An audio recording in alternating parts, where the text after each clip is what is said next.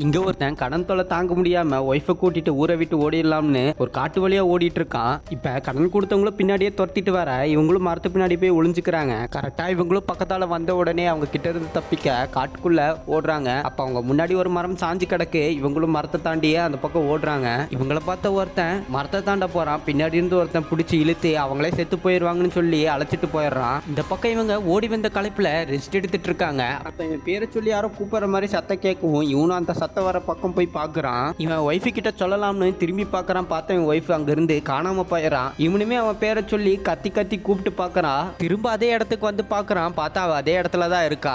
இவனுக்கு என்ன நடக்குதுன்னு புரியாம பயந்து போய் அவன் ஒய்ஃபை கூட்டிட்டு அங்க இருந்து கிளம்புறான். பார்த்தா அவன் முன்னாடி பெரிய பாம்புன்னு மரத்துல சுத்தின பாடு இருக்க.